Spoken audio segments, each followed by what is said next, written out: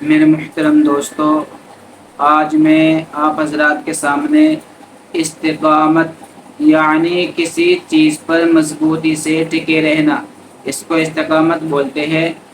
تو استقامت کے متعلق میں آپ حضرات کے سامنے ایک ایسا واقعہ پیش کروں گا کہ جس کو سن کر آپ کے رونگٹے کھڑے ہو جائیں گے اور آپ یہ سوچنے پر مجبور ہو جائیں گے کہ اگر کسی انسان کو استقامت دکھانی ہے تو وہ صرف دین کے معاملات کے اوپر استقامت دکھائے۔ میرے محترم بزرگوں اور دوستوں، حضرت جنید بغدادی رحمۃ اللہ علیہ بہت بڑے اللہ تبارک و تعالی کے ولی گزرے ہیں، بہت بڑے عالم گزرے ہیں۔ وہ فرماتے ہیں کہ جب میں ایک سفر پر جا رہا تھا تو میں نے کسی بستی میں جا کر یہ دیکھا کہ بہت سے لوگ وہاں پر اکٹھا ہے اور ایک نوجوان کو پھانسی دی جا رہی ہے۔ جب میں وہاں پر لوگوں کے پاس پہنچا اور میں نے لوگوں سے یہ سوال کیا کہ اس شخص کو پھانسی کس وجہ سے دی جا رہی ہے، تو لوگوں نے عرض کیا کہ اے جنید بغدادی، یہ چور ہے اور اس کو چوری کی سزا دی جا رہی ہے۔ معاملہ یہ ہے کہ یہ محلے کا چور ہے اور یہ چوری سے بالکل بھی باز نہیں آ رہا ہے۔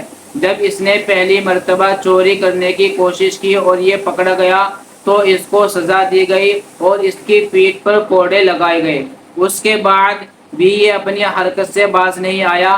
پھر دوبارہ اس نے چوری کرنے کی کوشش کی، اس کے بعد پھر یہ پکڑا گیا، پھر اس کے بعد اس کو سزا دی گئی اور سزا کے طور پر اس کے ہاتھوں کو کاٹا گیا، جیسا کہ اللہ تبارک و تعالی نے قرآن شریف کے اندر ارشاد فرمایا ہے السارق والسارقۃ فاقطعوا ایدیہما جزاء بما کسبا نکالا من اللہ، کہ چور اور چورنیوں کے ہاتھ کاٹے جائیں گے۔ تو جب وہ چور چوری کرتے ہوئے پکڑا گیا دوسری مرتبہ تو اس کی سزا یہ تھی کہ اس کے دونوں ہاتھ کاٹ دیے گئے۔ اس کے بعد جب وہ شخص تیسری مرتبہ چوری کرنے کے لیے گیا، پھر وہ شخص پکڑا گیا، پھر اس کے بازو تک دونوں ہاتھ کاٹ دیے گئے۔ یعنی کہ چور ہر مرتبہ چوری کرنے کے ارادے سے جاتا ہے اور ہر مرتبہ پکڑا جاتا ہے اور ہر مرتبہ اس کو ایک سزا دی جاتی ہے۔ پہلی مرتبہ چوری کرنے کے لیے گیا، پکڑا گیا تو اس کو کوڑے لگائے گئے۔ دوسری مرتبہ چوری کرنے کے لیے گیا، پکڑا گیا تو پھر اس کے دونوں ہاتھ کاٹے گئے۔ تیسری مرتبہ چوری کرنے کی نیت سے گیا، پھر پکڑا گیا، پھر بازو تک اس کے دونوں ہاتھوں کو کاٹ دیا گیا۔ اس کے بعد بھی یہ چوری سے باز نہیں آیا اور پھر چوتھی مرتبہ چوری کرنے کے لیے نکلا تو پھر یہ پکڑا گیا۔ اب اس کی سزا یہ ہے کہ اس کو پھانسی دی جا رہی ہے۔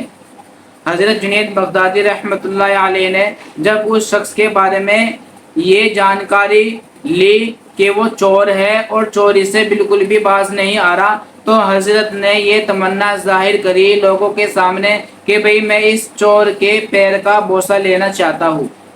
وہاں پر کھڑے تمام لوگ دنگ رہ گئے اور کہنے لگے اے جنید بغدادی، آپ اللہ تبارک و تعالی کے اتنے بڑے ولی ہیں، آپ اتنے بڑے عالم ہیں اور آپ ایسی خواہش رکھتے ہیں کہ ایک چور کے پیروں کا بوسہ لینا چاہتے ہیں آپ؟ تو حضرت نے فرمایا کہ میں اس چور کے پیر کا بوسہ اس لیے لینا چاہتا ہوں کہ اس نے جو اپنے کام میں استقامت دکھائی وہ چیز مجھے بے حد پسند آئی۔ یعنی کہ چوری کرنا غلط کام ہے، اس کے باوجود بھی چور نے چوری کرنا نہیں چھوڑا۔ پہلی مرتبہ چوری کری، پکڑا گیا، کوڑے لگے۔ دوسری مرتبہ پھر چوری کری، پکڑا گیا، دونوں ہاتھ کاٹ دیے گئے۔